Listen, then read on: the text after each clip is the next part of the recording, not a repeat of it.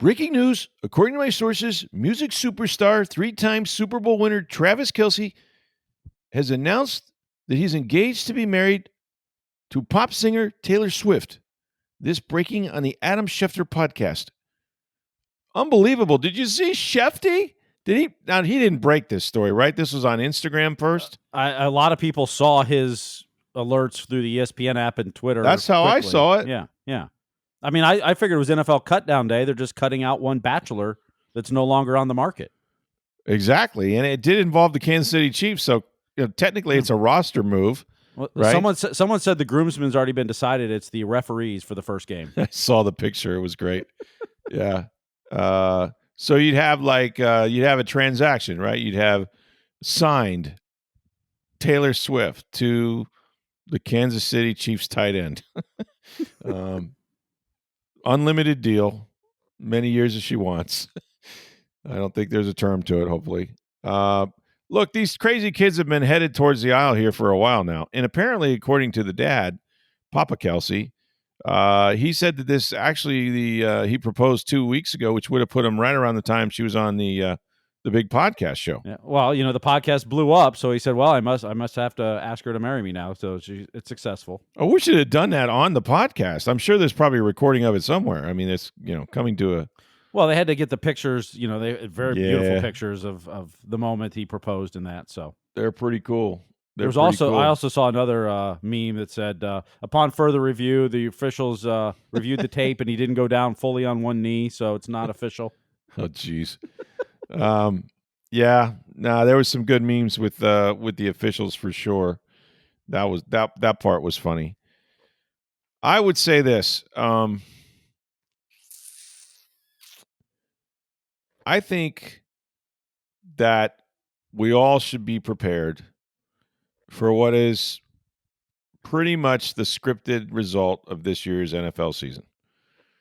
Because there's no way that these two kids are getting married and Travis Kelce likely playing his final year of football, that it does not end in confetti on the heads of the Kansas City Chiefs in San Francisco in Super Bowl 60, which the halftime performer will be one Taylor Swift Kelce. Well, she has a new album coming out. Usually that goes around, although it's coming out well before the Super Bowl. So, well, she left Easter eggs all over the place on their podcast. I mean, she's famous for this, right?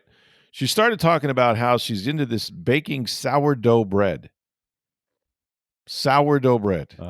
Getting it at, yeah. Where does the sourdough bread known for? What city would that be? Oh, that would be San Francisco. Now, granted, it's at Levi's Stadium in Santa Clara. But that's close enough. And then she said something about 60. Well, it's Super Bowl 60. Like, it's all there. I mean, we just, the script writers are busy now in New York at Park Avenue, I'm sure. But we know how this ends. She's singing the halftime show. Oh, there's no doubt about that. I mean, this is over. This is done, man.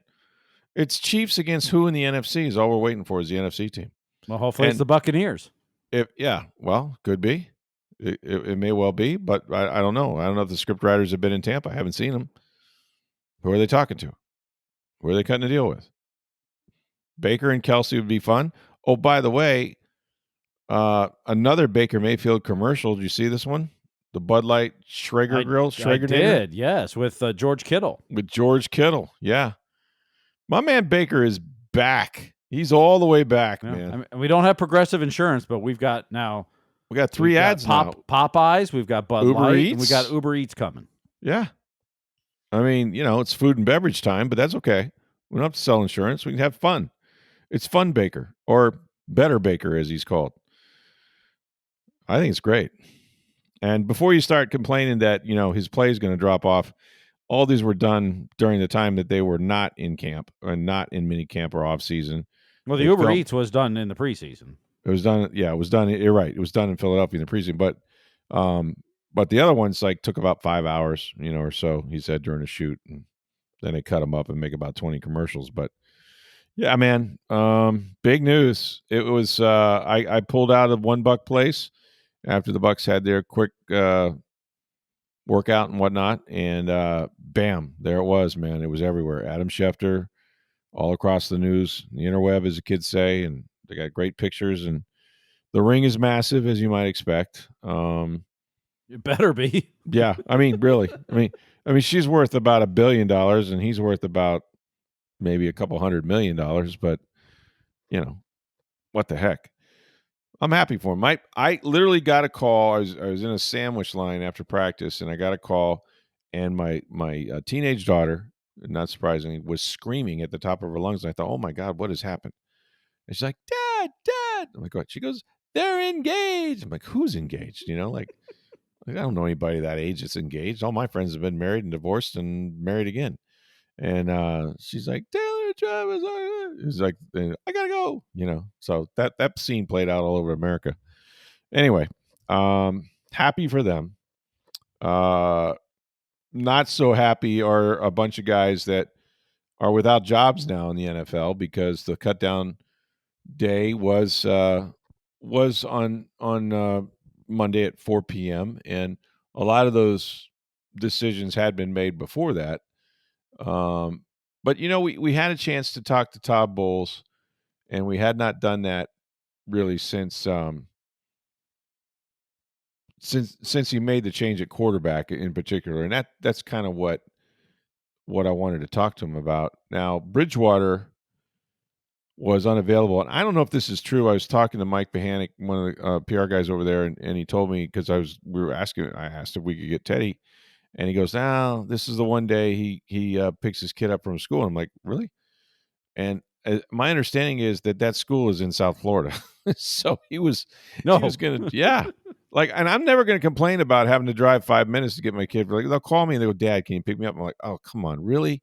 I got to do this again." It's like 5 minutes away. Like Teddy going down to South Florida to pick his kid up from school, he was unavailable for us. But Todd Poles was all too available, and he finally said what we've been waiting to hear. And I asked him, essentially, why Bridgewater, and what does he give you, that you didn't get from Trask, which seems obvious. But he said, well, obviously Bridgewater brings experience, but he brings a wealth of knowledge. He can command the offense. Right now, him being older has a lot to do with it. But him being accurate and understanding what we're trying to do has a lot to do with it as well. And here's the kicker quote. And this one, it turned this like a knife a little bit to Kyle. But he says, we had Kyle for 4 years, and it was a good 4-year run. We just feel like we've got a better chance with Teddy. And you know what? He's right. They do. I think they do. And that's why Teddy Bridgewater is the backup, and that's why Kyle Trask is looking for a new team. Now, he was released. We thought he was going to be like an injury settlement. It turns out his shoulder is fine, so they clean bill of health there. He's free to sign with any team. So we're going to find out what the rest of the league thinks about Kyle Trask here shortly. Do you think that there's a team that would at least offer him a position on a practice squad, or no? I would think so. Yeah. I mean, he hasn't done anything where you go, ooh, No, he just hasn't done anything. That's right. the point. You'd bring him in for sure, right? I think someone gives him a flyer. There's enough teams that need quarterbacks. Well, I haven't looked at their rosters, but I mean, I think at least from a look-see practice squad, I mean, why wouldn't Liam Cohen or Dave Canales have an interest? Yeah. Or John Spytek in Vegas. Or Giant Spytek, which they just traded for a quarterback in Kenny Pickett. Well, but if you're putting one on the practice squad, but if you had a spot on the practice squad, sure. I think, again, we don't know. I mean, that might be one where Brady knows him all too well and doesn't want him there. But I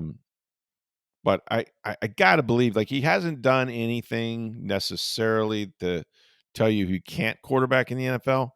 But the tape isn't great the few times that he's played, and when he's played in the preseason, it's preseason, so that's hard to evaluate. But the rest of the league is looking at things and saying, well, the Bucs had him for 4+ years. They re-signed him and cut him. They know him better than anybody. So why should we be? But everybody's got to make those decisions themselves. And sometimes you like guys coming out of college and look, you didn't get a chance to play at all. That's obvious. But I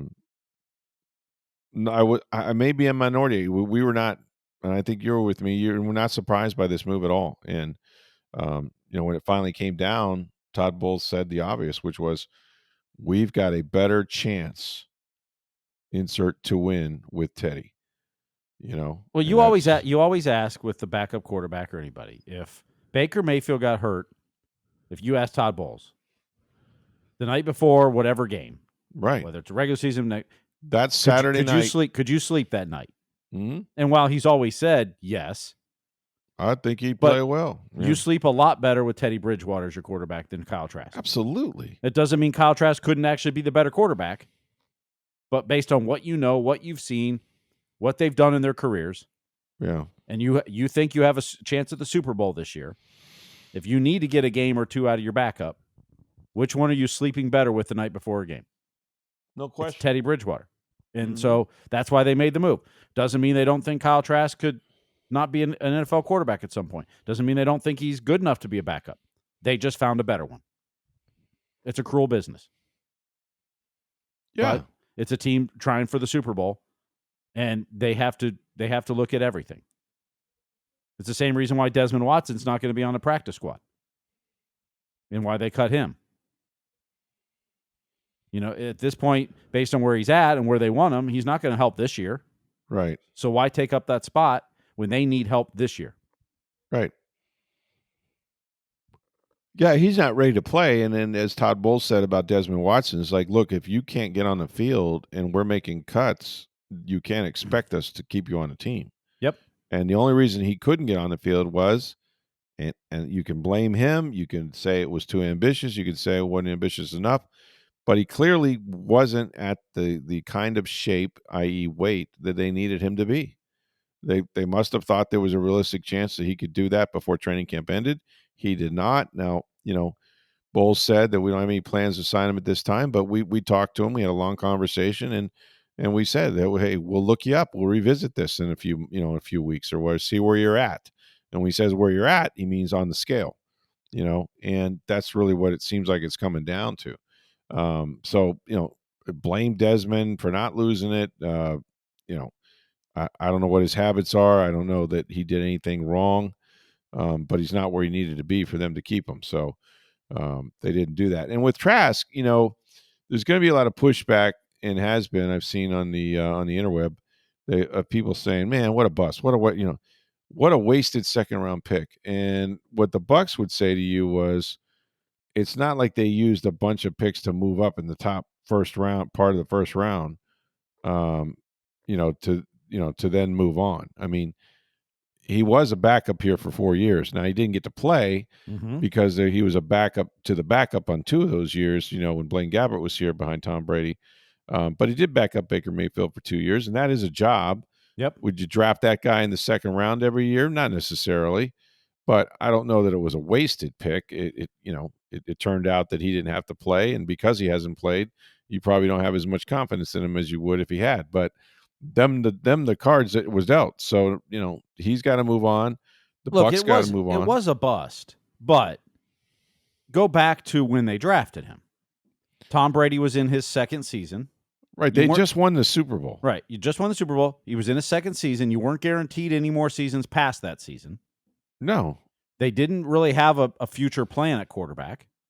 Right. They walked away from Jameis to see what was behind door number 2. It was Tom Brady. They had Blaine Gabbert, I think. So they took Kyle Trask as a project, late second round, last pick of the second round, so essentially a third-round pick.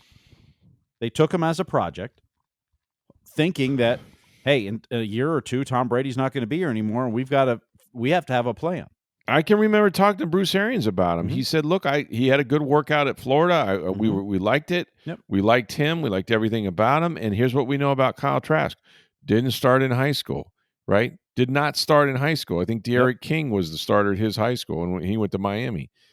Went to Florida. Didn't start there for several years. Felipe Franks got hurt. Came in, played 2 seasons. I think a good comp for him, if you were going to say, what if Kyle Trask, based on what he did in college, had gone somewhere else, he's kind of Mac Jones. You know what I mean? Like him and Mac Jones went toe-to-toe. I think he outthrew him that night.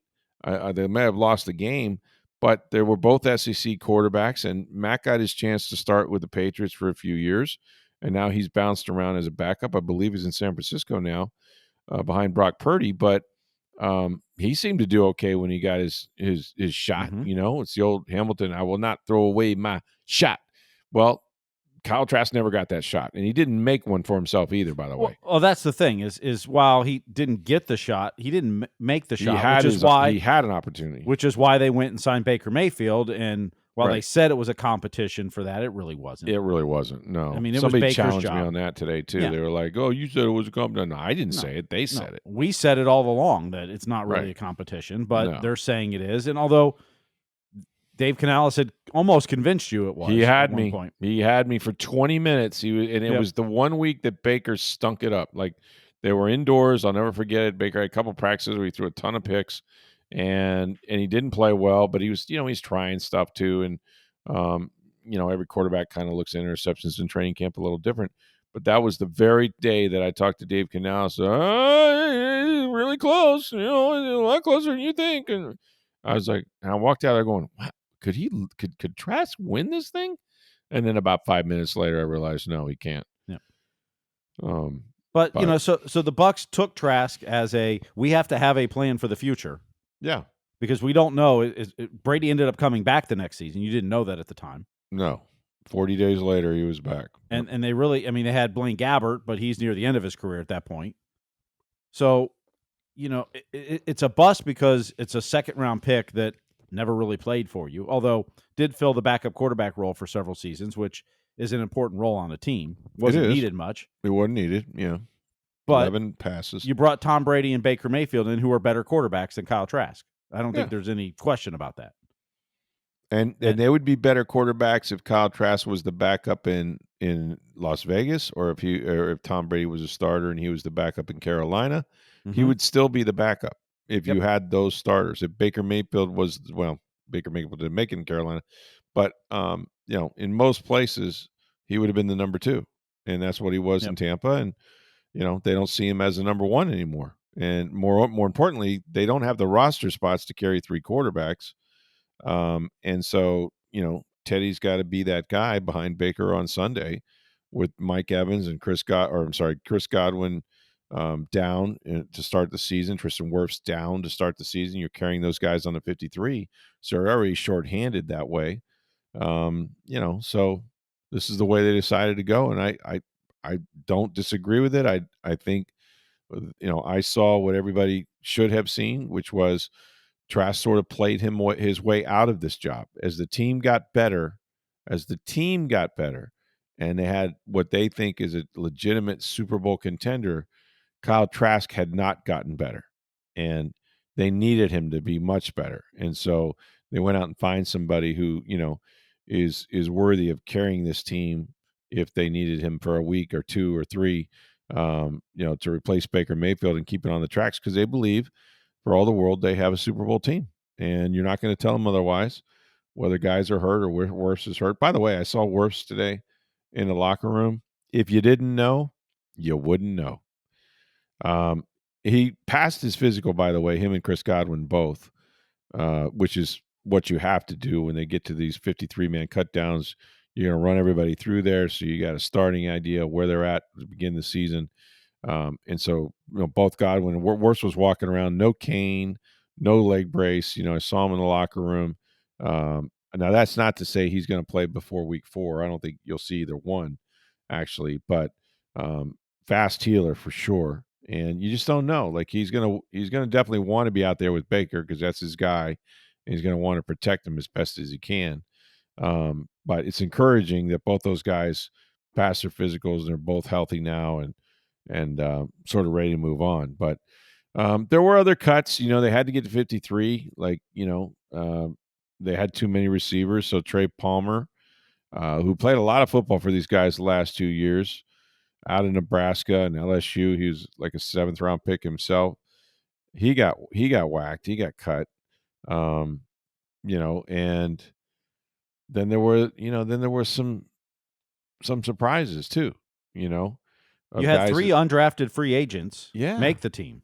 Yeah. Which was fantastic. Remarkable. Yeah. But John Bullock, Josh Williams, and who's the one I'm missing? Chuck Wuma, the offensive tackle. Yeah. Yeah. Yep. From Georgia State. Yep. Benjamin Chukwuma.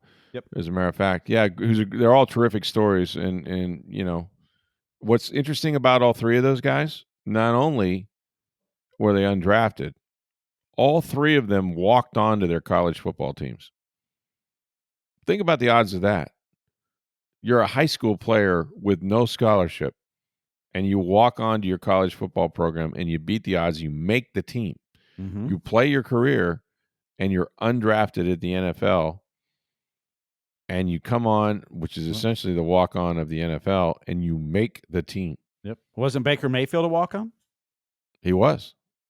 That's right. I'm starting to get a theme here. Yeah, We got a whole bunch of walk-ons. Maybe that's the picture of the Buccaneer that they have. It's Levante David, but actually he's a part of it is walk-on. Yeah. Well, Levante David started at Fort Smith Junior College in Kansas. Yep. Yes. Now, he did get a scholarship to Nebraska. He didn't have the grades coming out of Miami Northwestern to go to a 4-year school right away. So he went out there, got homesick, wanted to come home. Famous story about his mom saying, "You better not. You better stay right there. Don't you come back here."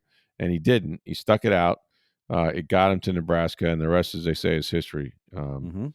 So yeah, pretty cool story. But any of the cuts surprise you, like Bryce Hall or Michael Jordan or Sue Opeta we talked about last night? But yeah, I mean they had some injured guys. Trey Palmer was one. Trey was one that I mean expected, but he was injured a lot during camp. Yep. And so I think that hurt him. I mean, if you look at the receiver room, Raheem Jarrett was also waived. Jarrett was let go. I guess if there's one,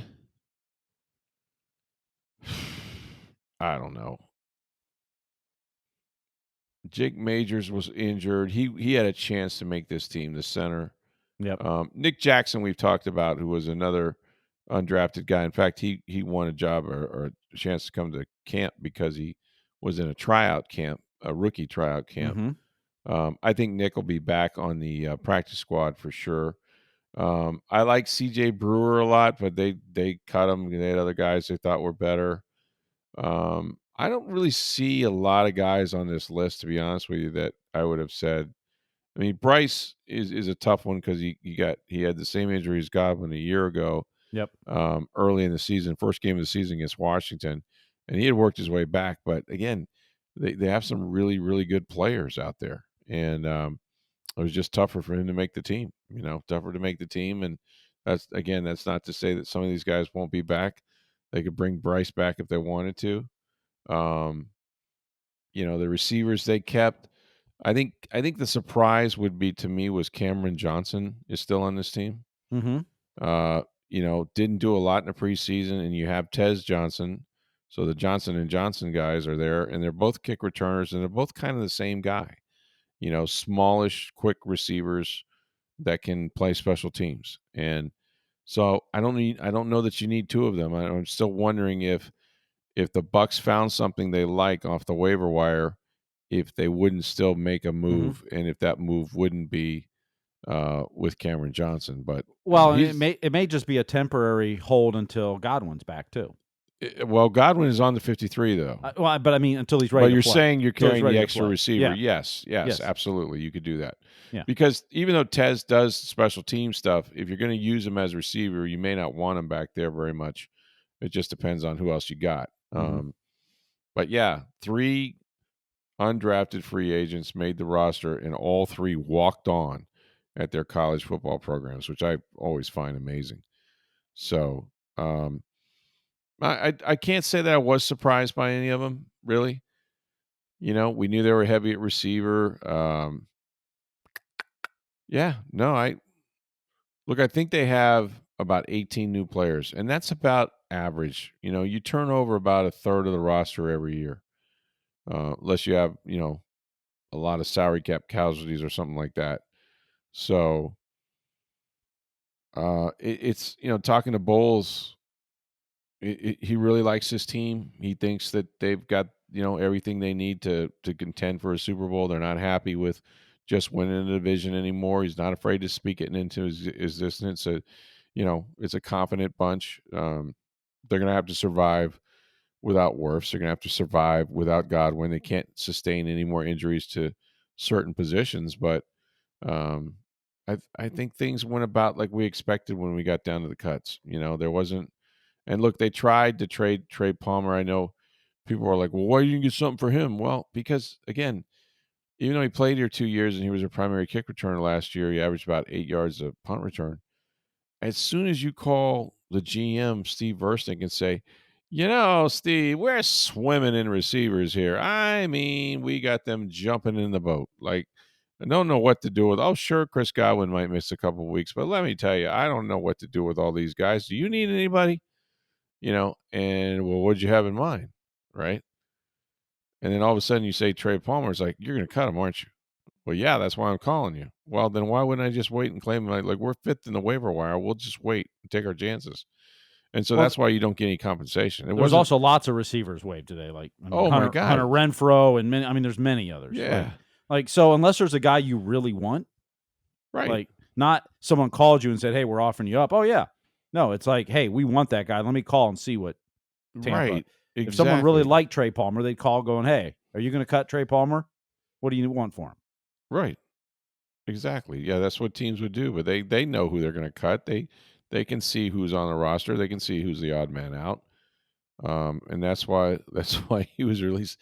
Man, when you said Hunter Renfrow, I just kept thinking of this. John, I wanted you to do the John Gruden of the Hard Knocks. The Hard Knocks. Yeah. When Caliendo walks in as Gruden, and Gruden's sitting there, and he walks into the team meeting. First guy he sees, Glennon. Mike Glennon, who used to play here, he goes, "We need a quarterback with a lot of neck. We got the guy right there, man." Everybody just jumps and starts laughing.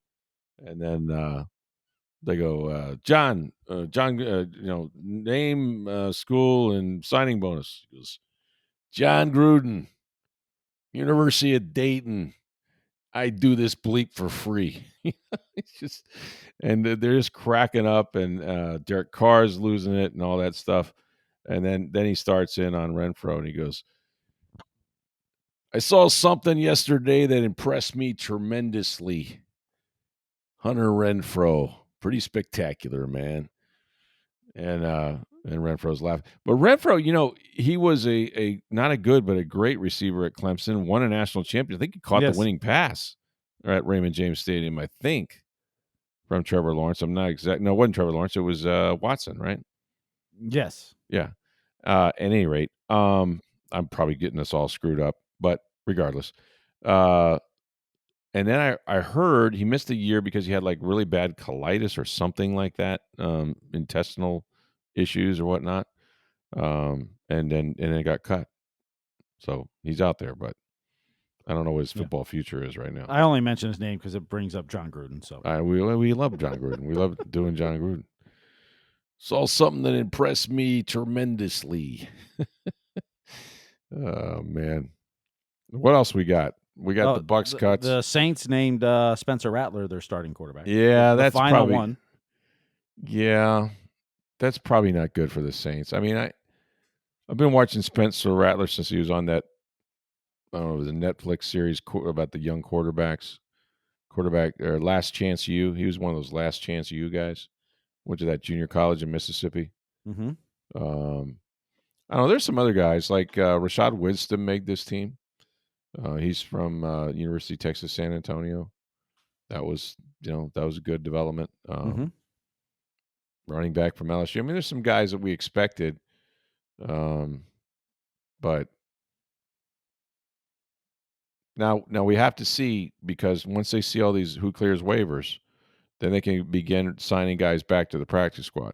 Yep. And they can also, like, if you've made the team, right? Say you're that sixth receiver or what have you, you might want to check yourself, because the Bucs could claim anybody on that waiver wire. Yep. And if they're given the waiver claim, they got to cut somebody. Mm-hmm. So, even though Cameron Johnson's on this team today, he may not be tomorrow. You just don't know. Like this is not.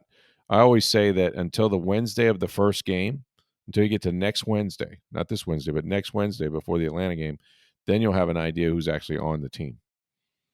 And you won't before that. Yep. So, that's kind of where we're at right now. And I think they could use offensive line help still. I mean, That's where I think they're going to be scouring the waiver wire. yeah, I do too.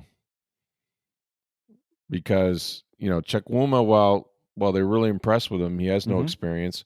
If something were to happen, say week 1, you're missing Tristan Wirfs probably for at least 2, 3, 4 weeks, maybe. I don't know that you're very deep. If you got somebody else hurt, if God forbid, you lose another tackle somewhere. Not sure you're covered. So I could see them looking at veterans, looking to see who's available, and maybe picking somebody up there. Inside linebacker, Anthony Walker couldn't do it.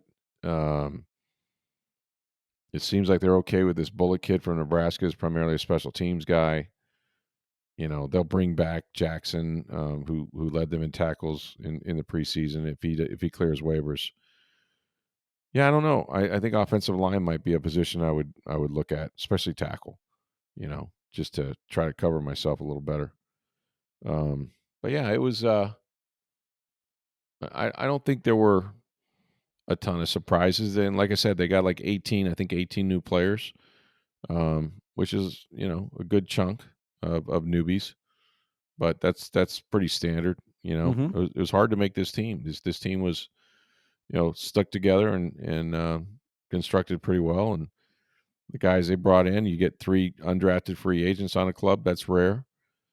Sterling Shepard, I talked to him a little bit after practice, and even though he's played a lot of seasons, like for these older guys, you forget, it's one thing to make your first NFL roster and how excited you are, and then it's harder to stay there. And with the guy like Shepard, whose career was all but over a couple of years ago, last year, he was on the practice squad to start the season, and he wound up catching like 38 balls or something like that. And this year, he actually won a spot, on the 53. And will probably be no worse than their 4th receiver, maybe 3rd receiver. Just depends on how they break that down. But he's going to play a lot of ball. And he said these younger guys kind of keep him young, kind of the competition. And he's a talker, and he loves to talk when he's out there and stuff. But he was pretty pumped up about it too. All right, we're going to talk about the Tampa Bay Rays here, and Shane Baz, who had a rough first inning, but then settled down. Rays unable to score in this game. That's coming up in just a second. But first, get on down to Breitling Boutique International Plaza Mall. Look, if you haven't been there, you need to go there. The Breitling Company has been making the best Swiss watches now for 140 years. They've been in International Plaza Mall for the last 5+ years. Now, you go to the center of the mall, look upstairs, 2nd floor. That's where you're going to find the Breitling Boutique. It is an incredible store, great customer service. Go in there, have a drink. They're going to tell you about all the great timepieces that they have. For men, it's the Navatimers, the Chronomat watches that they are known for. Ladies' watches. These are sports watches. They're durable. They come in an array of a bunch of different colored wristbands for your wife or for your girlfriend. And while supplies last, and that's important because they are running out, they are commemorating the NFL's 104th year anniversary with 32 team watches. There's 32 NFL teams, 32 team watches. These are the Chronomat watches. They have the team color for the face of the watch, the logos inside. You have to see them. Go to tampabay.com. You'll likely see an ad for the Buccaneers team watch. But again, it's all while supplies last. So don't delay. Get on down to Breitling Boutique, International Plaza Mall. And when you do go, please let them know that you heard about it on Sports Day Tampa Bay. All right, Steve, every time I think that the Rays are dead, they win and they suck me in, and I'm thinking, oh, these guys are going to make a run. And then, boom, they don't score any runs. And Shane Baz had a rough first inning, gave up 3 runs, kind of minimized the damage, frankly. And, they lose game 2 of the Indian series. They have a chance to win the series today. But, man, that was disappointing. And they had runners on base pretty much the whole night. They out-hit Cleveland in the game, and Baz, had a little control issues in the first, but when it gave up sack fly, a broken bat single, dribbler, like it wasn't. And hard contact. He didn't get pounded. No. Kind of got a little unlucky. But when your offense scores 0, it doesn't, just giving up 1 unlucky run, you're toast. Yeah. No, that was disappointing. They had chances. They had guys on. couldn't get them in. But As we're recording this, Seattle's losing, who's in the third wild card spot. You could have caught up a game with them. You would have passed Cleveland in the wild card chase. yeah, that's right. Like, it wasn't a must-win game, but that would have been a really good one to have. Now, today, it's, the rubber game. You need to win this game. Otherwise, you're going to fall further. And you have Cleveland. your best pitcher on the mound. If you'd have won the one, with Boz, then you'd be going for the sweep, with your best starter. So, but yeah, they got to at least get 2 out of 3 and then move on from there. They go to the Mets next, I think. Nats. Washington, which is terrible. Yeah, that's a winnable series there this Yeah. weekend. They'll have the off day Thursday, then they play Friday, Saturday, Sunday. You need to sweep at some point one of these teams. Especially, it'd be good for them, if they went into Washington and did it. But yeah, they need to start winning at least 2 out of 3, 3 out of 4, and hopefully, for them, have put together a winning streak, which right about now would be a good time. But what are you going to do? Junior Caminero did not have a home run. That's breaking news these days. And that guy's just been wearing it out. But I don't know. I still just think it's a little too late for them to really make that run. Like they tried to thread the needle between adding and subtracting from this team at the same time, still giving these guys a chance to do it. And they just didn't play well. They just haven't put it together. Whether it was the bullpen blowing leads or momentum they had for a while, and then it was gone, and it has not come back. And until you can win 2, 3, 4, 5 in a row, you're not going to get it back. And they're running out of games. Well, and as I mentioned, Seattle was losing. They're down 5-0. Then Randy Arozarena just hit a 3-run home run, so they're down 5-3 in the fifth. Oh God! So that game's not over yet. They're on the West Coast, of course. Randy Land, yeah. Ramon Laureano had a grand slammer in the first inning in that game, but really, wow. Yeah, I mean, I think I know where this is headed with the Rays, but we'll have to wait and see if they get there. We'll have to wait and see where they get there. The Bucs don't have long to wait. Their season's just around the bend. yeah. So one more practice and they get some off days, right? That's it. Yeah, they're off until probably Monday. Yeah, well, they practice today, correct? And then they they're practice off today, and then they're off the rest of the week. And I think their next thing will be Monday. Then they'll take Tuesday off, which is traditionally the day off in the NFL. And then your work week kind of begins on Wednesday, Thursday, Friday, and then it's up to Atlanta on Saturday. And boom, before you know it, man, it's incredible. It's finally here. Along with the start of college football season, which is glorious. Starts tomorrow night with USF at home against Boise State. Early start too, 5:30 start. So yeah, which is great because we can talk about them on the podcast. Exactly. Yeah, early game on ESPN, I would imagine. That's correct. Yeah, and then my Bearcats are the nightcap at Nebraska. Oh boy, double dip for you, Steve. Golish needs to get this one because I'm not sure he's going to get Miami or Florida. Yeah, that's the thing is USF could start 0-3 and still be one of the best group of 5 teams in the country. Yeah, but that schedule, Boise State and then at Florida, at Miami, is just rough. It's an opportunity if you can get it, but also daunting at the same time if you start 0-3. And at what price? Those teams are pretty physical. Are you going to pay for playing them? And are you going to get paid in some instances for going on the road? And Boise's no slouch either. Now that they don't have Genty, the big running back that they had last year, is in Las Vegas. They're predicted to get the the group of 5 playoff spot again this year. I saw that. Yeah, I saw that. But if USF can knock them off in the first game, that may dent those hopes. It'd be huge. It absolutely would be. Them. Yeah. So guess what? We'll talk about that tomorrow. Yeah, we will. That'll be fantastic. Talk a little USF college football. Big college football week 1 coming up as well. One more thing. Speaking of the NFL football, the Bucs are celebrating, 5 decades of football. It's their 50th anniversary. And the Tampa Bay Times, we've captured every triumphant moment, legendary player, and unforgettable season in this limited edition. And I had a lot to do with this, folks. 176-page hardcover coffee table book. You can pre-order it. It's fire to cannons, as Gene Deckerhoff would say. 50 years of Tampa Bay Buccaneers football. I have not been there for all of them, although most now. And you can lock in, if you order it right away, a 25% discount from the $44.95 price tag. That discount is only here until October 2nd. Here's how you get it. Pre-order at this website, bucks50.pictorialbook.com, shop.pictorialbook.com. And this commemorative book is going to feature all the Times photography, as well as stories by myself, John Romano, Joey Knight, and others. You can experience the complete journey from the franchise's birth to the glorious Super Bowl eras.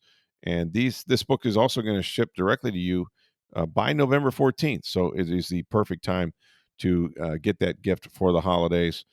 Please support us, and believe me, if you're a Bucs fan, you truly there's a lot of thought and archive photos and things that have gone into this 176-page hardcover book. Fire the cannons, order now.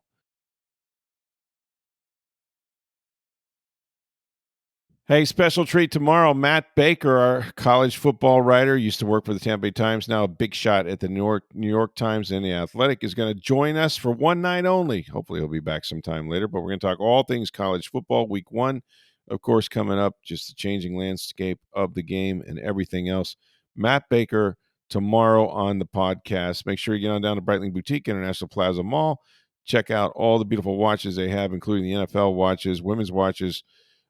These are sports watches for her, your girlfriend, your wife. She's going to love it. It is Breitling Boutique, International Plaza Mall. Thanks for listening, everybody.